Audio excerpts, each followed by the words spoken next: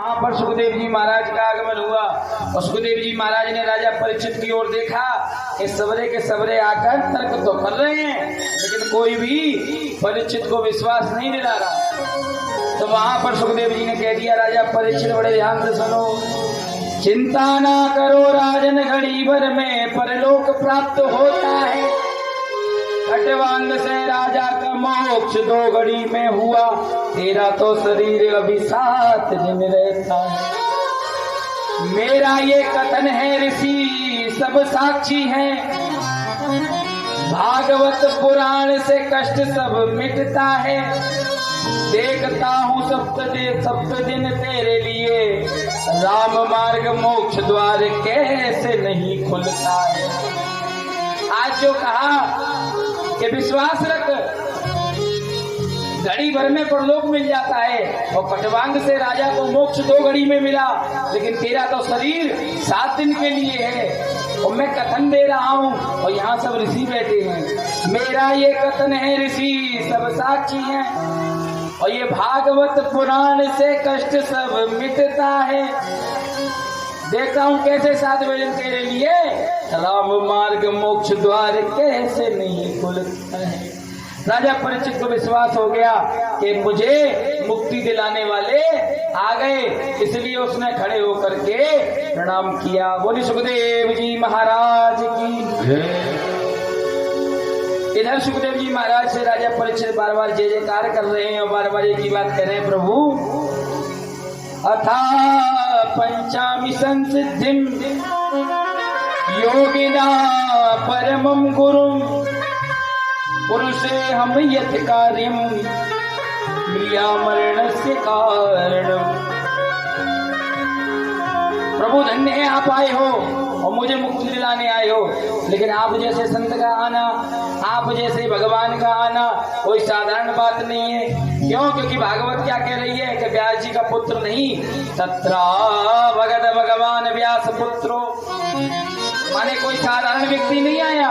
तत्रा भवत भगवान व्यास पुत्रो, माने साक्षात भगवान ही व्यास जी के पुत्र सुखदेव बन के आए हैं। इसलिए राजा परीक्षित कह रहे हैं कि आप जैसे संतों का दर्शन, आप जैसे गुरुजनों के चरणों का स्पर्श यदि कोई कर ले तो उसे मुक्ति मिल जाती है।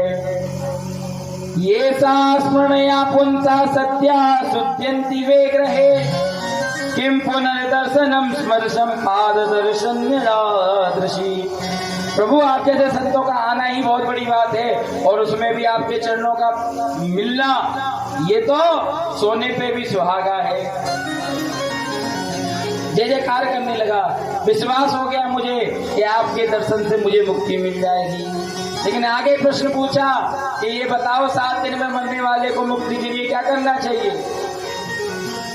यक्षोदया मतो जप्या यत् कार्यान्वितये प्रभो स्मर्तया भजनी वाहा ब्रूयाते विप्रया। भजन करना चाहिए, कीर्तन करना चाहिए, सत्संग करना चाहिए। क्या करना चाहिए जिसके करने से 7 दिन में मरने वाले व्यक्ति को मुक्ति मिल जाए। सूत जी से 88 ऋषि पूछते हैं कि पहले तो कह रहे थे कि आपके दर्शन से मुक्ति मिल जाएगी, आपके पैर छूने से मुक्ति मिल जाएगी, आपके आने से मुक्ति मिल जाएगी।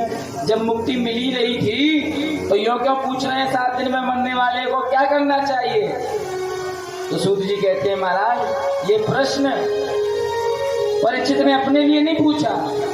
परीक्षित को तो पता है कि ये भगवान सुखदेव हैं, लेकिन परीक्षित को इस बात की शंका है कि मुझे तो मुक्ति मिल गई, लेकिन आने वाले समय पर 7 दिन में ही सबको मरना है।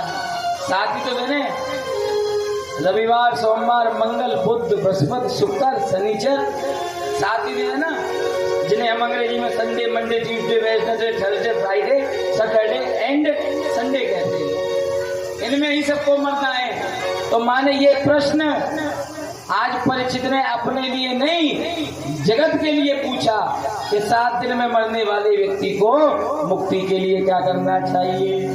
सुखदेव जी महाराज ने कहना प्रारंभ किया, वरियानि सते प्रश्न क्रतो लोकहितम नृपा। बड़ा सुंदर प्रश्न पूछा है तुमने, लेकिन अपने लिए नहीं। तो लोकहितम नृपा, संसार के लिए तुम पूछ रहे हो। आत्मा विरस्तया पुंसा श्रोतया दिशुया।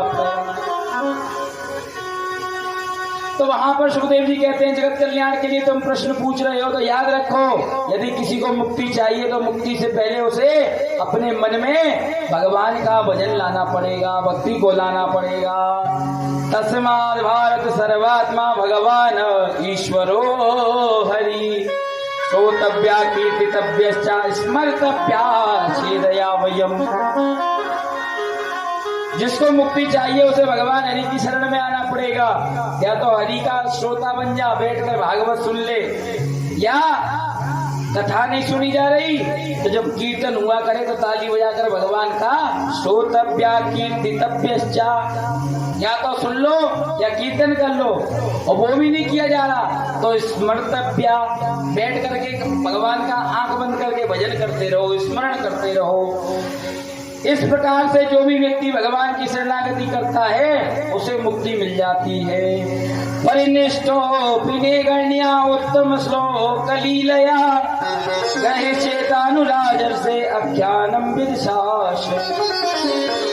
राजन, यदि कोई भक्त मन से एकाग्रचित होकर भगवान का भजन, भगवान की लीलाओं का ध्यान करे तो भी उसे मुक्ति मिल जाएगी। और यदि हमें भक्ति की राह में जाना है तो सबसे पहले हमें अपने आसन को जीतना पड़ेगा। आसन को जीतने का मतलब ये नहीं कि आसन पर बैठ के तो हम जीत गए, नहीं।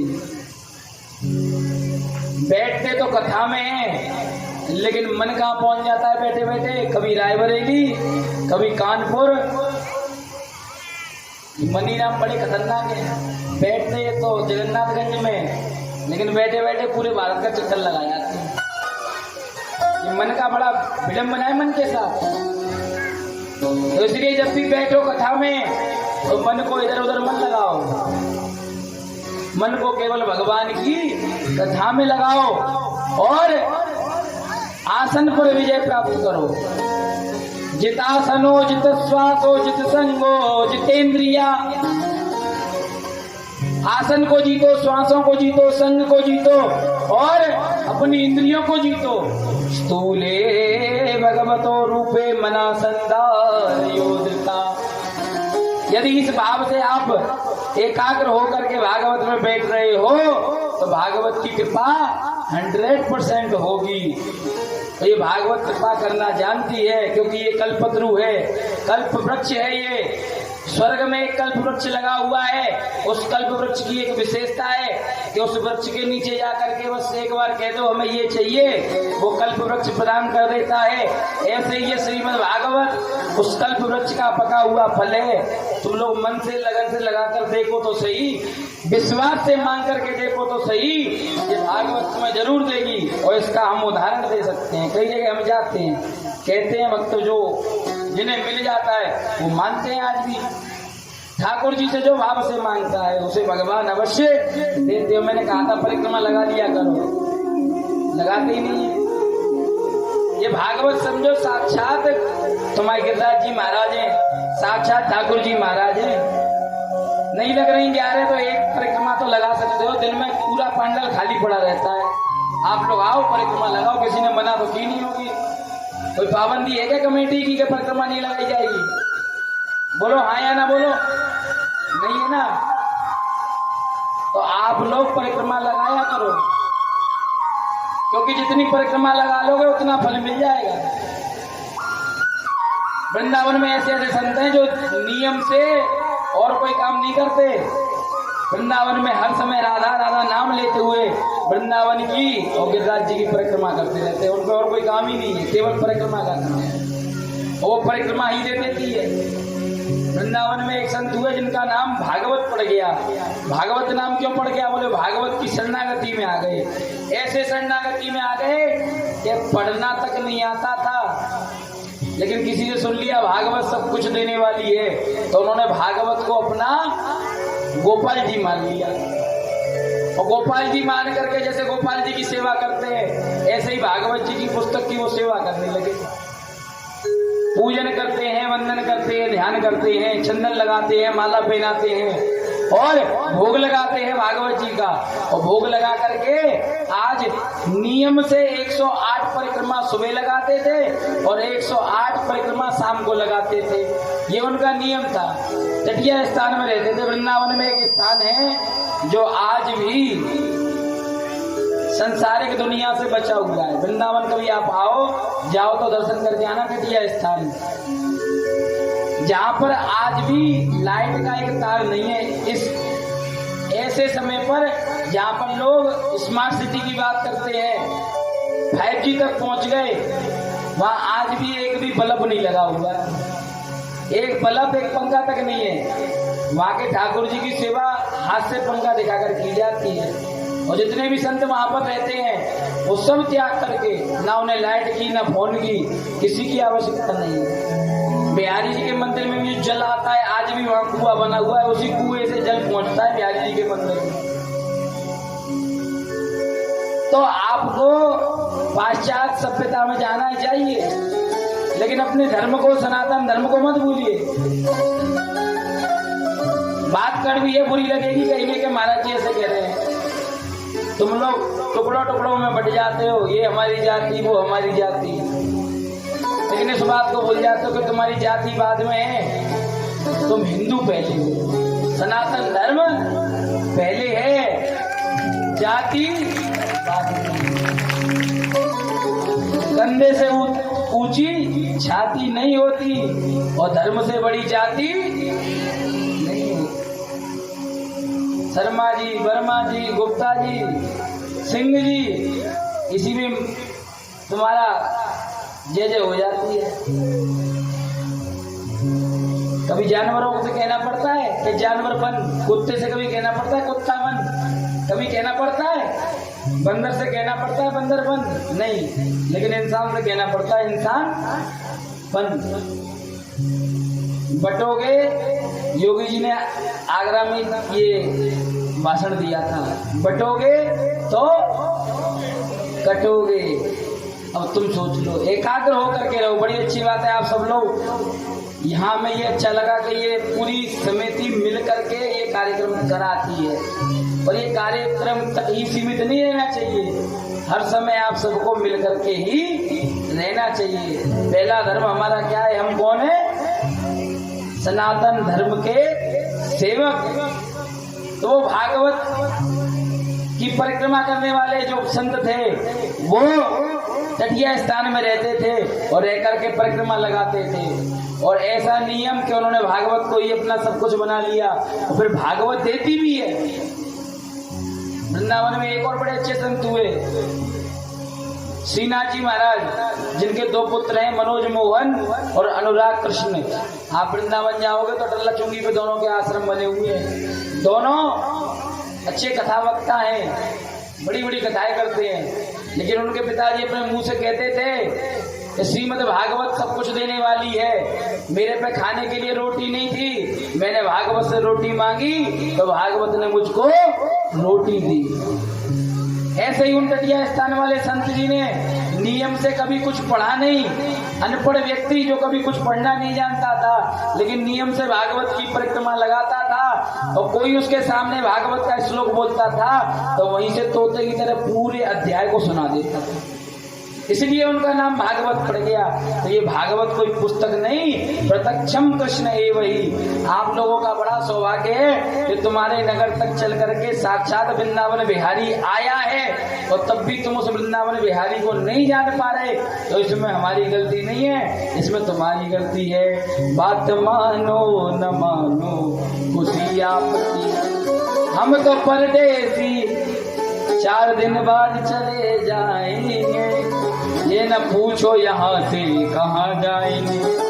ठाकुर जी जिधर ले चलेंगे उधर जाएंगे, बात मानो न मानो खुशी आपकी। हमारा काम आपको बताने का है, आप समझो तो अच्छा, नहीं समझो तो अच्छा।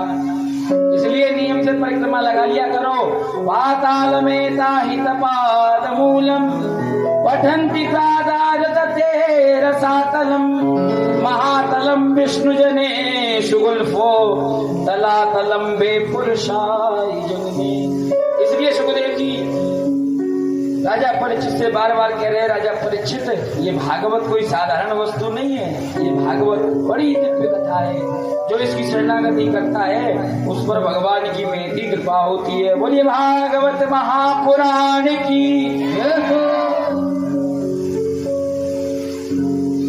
आज के समय पे तो भागवत को सब जानते हैं। प्राचीन काल की बेला में कई वर्षों पहले गिने चुने वक्ता हुआ करते थे और गिनी चुनी कथाएं हुआ करती थी। उस समय पर कोई जाता था, वो जाकर के पढ़ता था, पढ़कर आकर के भागवत का गायन किया करता था। एक बार एक पंडित जी गए बनारस, और बनारस में जाकर के उन्होंने भागवत पढ़ी, क्योंकि पहले लोग पढ़ने के लिए बनारस जाया करते थे। बनारस को विद्वानों का गढ़ कहा गया है।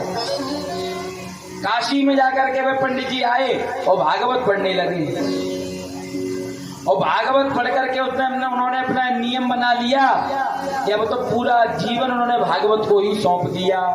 विद्या मते भागवताम परीक्षा, विद्वानों के परीक्षा का केंद्र बन गई है श्रीमद् भागवत। आप लोग बैठ जाए, अध्यक्ष जी बैठ जाओ, बैठ करके कथा सुनो। ला पर्ची दो, जल्दी कथा सुनना।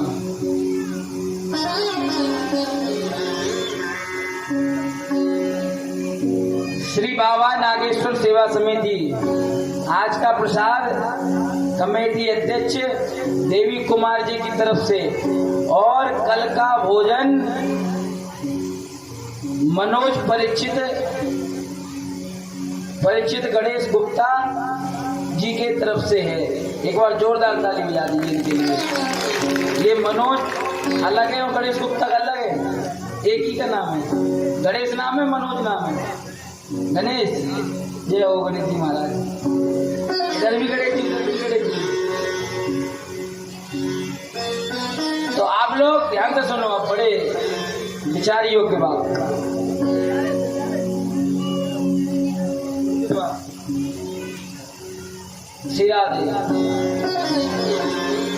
तो भागवत पढ़ने के लिए जब वे पंडित जी गए तो उन्होंने भागवत को पढ़ लिया।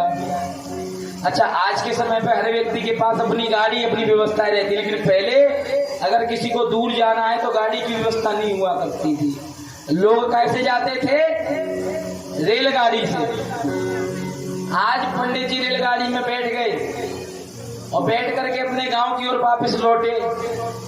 रास्ते में एक जगह पर ट्रेन रुकी तो ट्रेन से उतर करके आज उन्होंने देखा कि स्टेशन पर एक फल वाला फलों को बेच रहा है।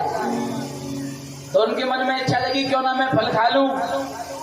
आज पंडित जी गए और जाकर कहने लगे कितने के फल हैं? उसने बता दिया इतना दाम है साहब। तो कहा हमारे लिए तौल दो। फल वाले ने फल तौल दिए। फल जैसे ही मिले, आज दुकानदार ने कहा पैसे दो, और जैसे ही आज उन पंडित जी ने अपनी जेब में कुर्ते की में हाथ डाला तो हाथ पार हो गया। क्यों पार हो गया? क्योंकि ट्रेन में किसी ने उनकी जेब, क्योंकि ट्रेन में घूमते हैं ना, लिखा रहता है कि चोर लुटेरों से सावधान। अभी आज की बात नहीं है, प्राचीन काल की बात है। पंडित जी मनी मन विचार करने लगे, ले जाना था तो केवल धन को ले जाता, टिकट तो छोड़ जाता, और यदि बिना टिकट के पकड़े गए तो जेल में बंद और हो जाएंगे। ये नियम होता है ना कि बिना टिकट के पकड़े जाओगे तो जेल जाना पड़ेगा। पैसे भी नहीं है इनके पास। फल वाले ने कहा क्या हुआ महाराज, फल लेने हैं कि नहीं? बोले नहीं लेने। बोले क्या बताएं, हमारी जेब चोरी हो गई, जेब से पैसा कट गया, पैसा है नहीं, कैसे तुमसे ले लें? लेकिन फल वाला थोड़ा समझदार था, उसने कहा कोई बात नहीं महाराज, आप तो फल खाओ। फल दे दिए। फलों को खाने के बाद में आज ट्रेन चली गई। क्यों? क्योंकि ट्रेन में बैठेंगे तो पकड़े जाएंगे बिना टिकट के। विचार किया कि मैं आज घर कैसे पहुंचूं, तो लौट रहे थे भागवत पढ़ के, साथ में झोला था, झोले में भागवत जी रखी हुई थी। आज भागवत जी की ओर दृष्टि गई। पंडित जी ने कहा जय हो भागवत मैया, हम तो तेरे लिए ही बनारस गए थे और तुझे लेकर के अपने साथ आए हैं। अब तो जो कुछ है सो तेरे ऊपर है, अब तू ही हमें यहाँ से हमारे घर पहुंचाएगी। अब फल वाले से पूछे कि बात बताओ, यहाँ पर आसपास कोई गांव है क्या? बोले हाँ, आप यहाँ स्टेशन से बाहर जाइए, सीधे चले जाना, पास में एक गांव पड़ेगा। पंडित जी गांव की ओर गए। गांव में सब लोग उन्हें अलग नजर से देखे। पंडित जी ने कहा कोई बात नहीं। गांव वालों से पूछा कि बात बताओ, इस गांव में कोई ब्राह्मण रहते हैं क्या? गांव वाले बोले हमारे गांव में एक ही पंडित जी हैं। बोले वो पूजा पाठ करते हैं? बोले हाँ, एक ही हैं, वो सबके यहाँ पूजा पाठ करा के आते। बोले कहाँ? बोले चलो हम उनके घर छोड़ देंगे आपको। गांव वाला एक व्यक्ति लेकर गया, ले जाकर के पंडित जी के घर के बाहर खड़ा कर दिया। कह दिया महाराज आपसे कोई मिलने आया है। पंडित जी निकल करके आए, पूछने लगे कौन हो तुम? तो वो पंडित जी कहते हैं मैं बनारस से आया हूँ। तो बोले तुम बनारस से आओ या कलकत्ता से आओ, हमें क्या करना? कौन हो तुम, मेरे दरवाजे पर क्यों आए? बोले महाराज मैं अपनी आपको गति बताऊं, मैं गया था भागवत पढ़ने और लौट करके आ रहा था तो किसी ने मेरी जेब काट ली। अब मेरे पास घर जाने के लिए पैसा नहीं है। अब पंडित जी को क्या लगा कि ये मुझसे पैसा मांगेंगे। बोले जाओ यहाँ से, हमारे पास कोई पैसा वैसा नहीं है। बोले महाराज बात तो सुन लो, फिर चले जाने को कह देना। बोले क्या? बोले मैं आपसे पैसा नहीं मांग रहा, मैं भागवत का अध्ययन करके आया हूँ, आप अपने गांव में भागवत करा लो। भागवत में जितना भी धन आएगा उस धन में से केवल मुझे तो किराया दे देना, बाकी सारा धन आप ले लेना। पंडित जी बोले एक बात बताओ भागवत क्या है? अब वो बनारस वाले पंडित जी अपने सिर पे हाथ पीटे कि तुमको नहीं पता भागवत क्या है? बोले बिल्कुल नहीं पता, क्योंकि पहले लोग भागवत को जानते ही नहीं थे। अब जानकारी नहीं है तो क्या करें? तो बोले कोई बात नहीं महाराज, आप एक बार कराइए तो सही। पंडित जी बोले देख भैया, जब हमको ही नहीं पता वो चीज क्या है तो हम गांव में कैसे करा दें? बोले एक बार आप कराओ, आपके गांव में कोई अच्छा धनवान रहता होगा। तो गांव के पंडित जी बोले देखो हमारे गांव में सबसे ज्यादा पैसे वाले अगर कोई है तो वो फलाने पटेल साहब है, उनपे बहुत पैसा है, अथार पैसा है, सब लोग उनके यहाँ हाजिरी लगाने जाते हैं और वो हमारे शिष्य हैं, क्योंकि गांव में हम ही पंडित हैं। तो बोले उनके पास जाओ और उनसे कह दो वही जा एक भागवत करवा ले। अब गांव के धनाढ्य व्यक्ति के पास जब गांव के पंडित जी गए तो वे पटेल साहब खड़े हो गए, प्रणाम किया। कहा पंडित जी कैसे आना हुआ? बोले भैया एक काशी से पंडित जी आए हैं और वो कह रहे हैं कि हमें आपके गांव में भागवत करनी है, कोई धनवान हो तो। हमारे गांव में तो सबसे ज्यादा बड़े आप ही हैं, इसलिए आप ही उस कथा को करवा लो। पटेल जी बोले एक बात बताओ महाराज, लोगों की बातों में आप क्यों आ जाते हैं? बोले क्यों? बोले आपको पता है भागवत क्या है? पंडित बोले हमें नहीं पता क्या है, वो तो आ गए हैं तो हम आ गए। बोले महाराज किसी की बातों में मत आओ, जब आपको ही नहीं पता भागवत क्या होती है तो फिर आप क्यों मेरे पास चल के आए? अब पंडित जी मनी मन गुस्सा हो रहे थे, काम दूसरे का सुननी हमें पड़ रही है। लेकिन इधर उसी समय पर पटेल के बच्चे खेल रहे थे, उन्होंने सुन लिया कि भागवत, अब तो बच्चे चिल्लाने लगे हम तो भागवत देखेंगे, हमें तो भागवत चाहिए। पटेल चिल्लाने लगा चुप हो जाओ, अब तो रोने लगे, अब तो चिल्लाने लगे नहीं बाबा भागवत चाहिए, हमें तो भागवत देखनी है। अब पटेल जी बोले कोई बात नहीं महाराज, जाओ ले आओ भागवत करवाओ। ये बच्चे कह रहे हैं तो भागवत देखना कैसी है, पर गांव में कोई नहीं जानता भागवत क्या है। पंडित जी पहुंचे जैसे ही काशी वाले पंडित जी से कहा महाराज चलो। बोले कहाँ? बोले भागवत करने। बोले महाराज अभी रुक जाओ ना कि स्नान हो जाने दो, कलश यात्रा होगी। बोले कलश यात्रा गई भाड़ में, नहीं गए तो पटेल के नातियों के प्राण निकल जाएंगे। पंडित जी ने सोचा इतनी इच्छा, बोले वही नातियों की इच्छा भागवत सुनने की, लेकिन वहां काम उल्टा ही चल रहा था। उन्होंने कहा कि ऐसे श्रोता है? बोले हाँ बहुत कथे श्रोता है, चलो तुम। अब काशी वाले पंडित जी पहुंचे, बोले कहाँ पर करोगे? बोले ऊंचा स्थान चाहिए। तो एक चबूतरा बना हुआ था पटेल के घर के बाहर, उस चबूतरे पर बैठ गए पंडित जी और बैठ करके मंगलाचरण करना चालू कर दिया। गांव के लोग, क्योंकि हजारों यार बनते हैं जब जल पास होता है, जब पैसा होता है ना तो लोगों की भीड़ बहुत लगी रहती है। हजारों यार बनते हैं जब जल पास होता है और टूट जाता है गरीबी में वो रिश्ता जो खास होता है। पैसा होगा तो सब आएंगे, बिना पैसे के खास रिश्तेदार नहीं आते। गांव वालों की भीड़ लगी हुई है कि पटेल साहब के यहाँ भागवत हो रही है, लेकिन भागवत को जानता कोई है नहीं। बच्चे एकदम तक रहे हैं हो क्या रहा है, गांव वाले तो देख रहे हैं हो क्या रहा है। 1 घंटा हो गया, पटेल अंदर से खाना खा के आया, लेकिन पटेल का नियम था खाना खाने के बाद बाहर चबूतरे पर रोज सोता था। आज वहां कथा हो रही थी, आज कथा में आया तो उस कथा पे सोने के लिए तैयार। अब कैसे सोए, तो पंडित जी की जांग पर अपना सिर रख लिया और मस्त खर्राटे लेकर के सोना चालू। अब इधर सब देख रहे हैं भैया पटेल साहब सो रहे हैं, पंडित जी लगे हैं सच्चिदानंद रूपाय विश्वोत्पत्त्यादि हेतवे तापत्रय विनाशाय श्री कृष्णाय वयं नमः। लेकिन जब किसी का मन लगा हुआ नहीं दिखाई दिया तो पंडित जी के मन में आया कि मुख्य यजमानी यदि सोता रहेगा तो दक्षिणा कौन देगा। अब पंडित जी ने विचार किया कि जरा पटेल साहब को जगाएं। अब पंडित जी ने पटेल साहब को हिलाना चालू किया, अरे महाराज जगो, क्योंकि दर्द भी हो रहा है भैया, पैर पैर लेटा है 1 घंटे से।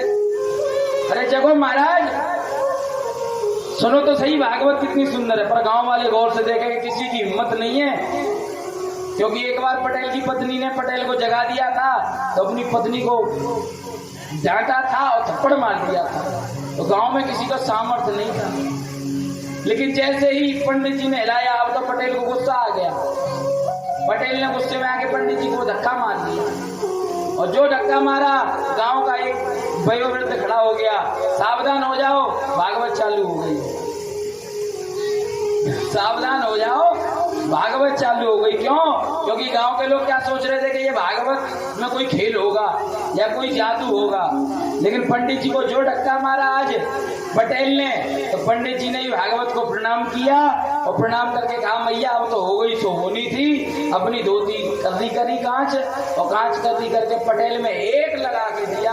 गांव वाले और बच्चे ताली बजाने लगे, जय हो भागवत मैया की। आज तो भागवत चालू हो गई। अब तो ये लड़ाई होना चालू। अब लड़ाई कैसी होती है कि लड़ाई में व्यक्ति कोई किसी को मारता है, कोई किसी को मारता है। कभी पटेल परिचित जी के पंडित जी के ऊपर, कभी पंडित जी पटेल के ऊपर। लड़ते लड़ते यहाँ से लड़ाई चालू होती है, कोने तक पहुंच जाती है। आज लड़ते लड़ते दोनों चबूतरे से गए कहाँ, एक गड्ढा था पास में, उस गड्ढे में जाके दोनों गिर गए।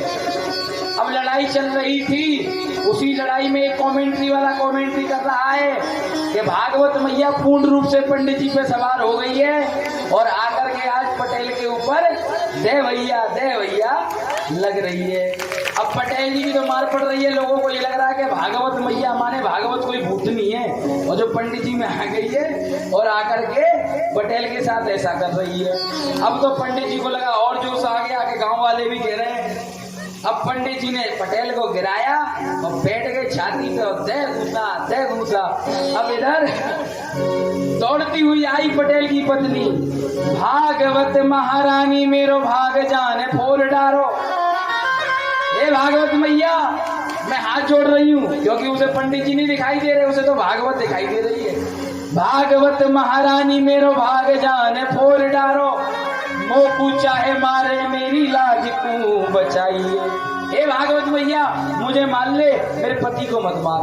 पंडित जी को लगा, इन्हें लग रहा है कि कोई भूत है। अब तो पंडित जी और हूं करके जो उसमें लग रहे। बहन दौड़ती हुई आई, थापे मुख तेरो माता, देख मुख मेरो माता, छोड़ दे भैया बड़ी गैया 500 रुपया ले। मेरा मुख देख भागवत मैया, इधर उधर मत देख, इधर उधर मत देख। थापे मुख मेरो माता, देख मुख मेरो माता, छोड़ दे भैया बड़ी गैया बड़ी भैंस ले। हे भागवत मैया, अगर तुझे गैया चाहिए तो गैया ले जा, भैंस चाहिए तो भैंस ले जा, लेकिन मेरे भैया को छोड़ जा। पंडित जी समझ गए अब आ गया काम काय का लेने का।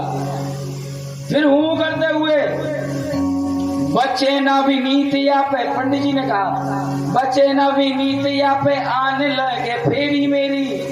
सुन लो ध्यान से गांव वालों, अब ये बचेगा नहीं।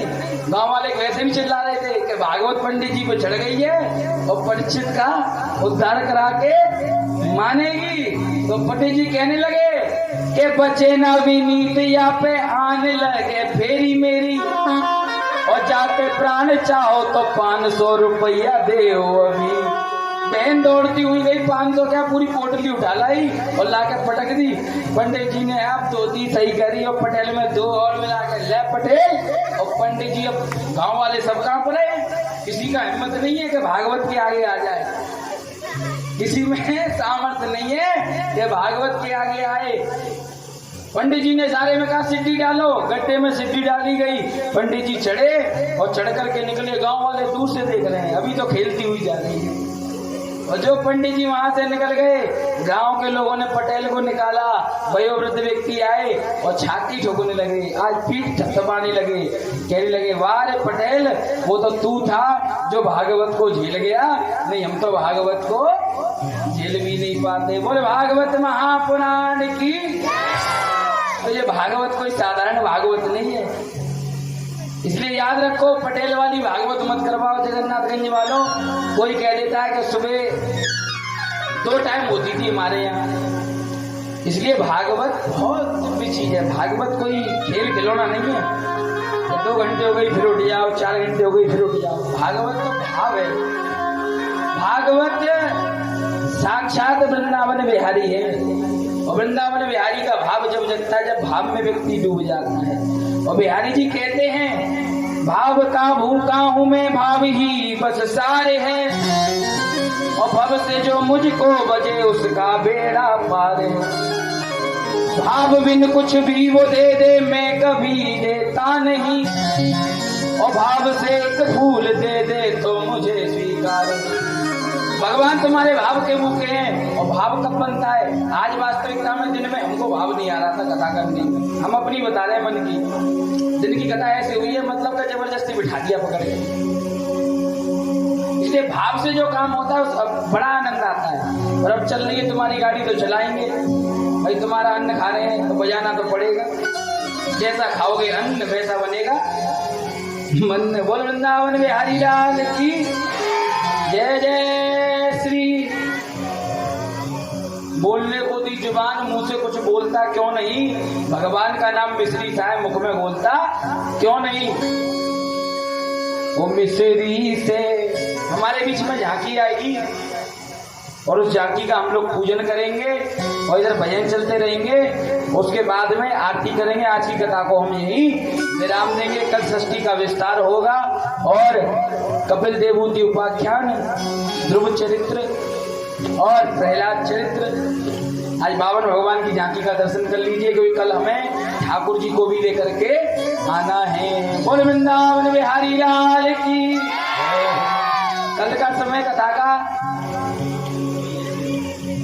बताओ भैया कमेटी वालों, फिर कल की तरह नहीं हो जाए। कल तुम बोल के एक टाइम होगी, फिर सुबह फिर बुलाने आ गए। एक बार अभी बता दो जो समय रखना है। आ जाओ अध्यक्ष जी, कहाँ गए बताओ। अभी आपस में चर्चा कर लो। 5 बजे 3 से 5 और 8 से 10, ठीक है? 2 टाइम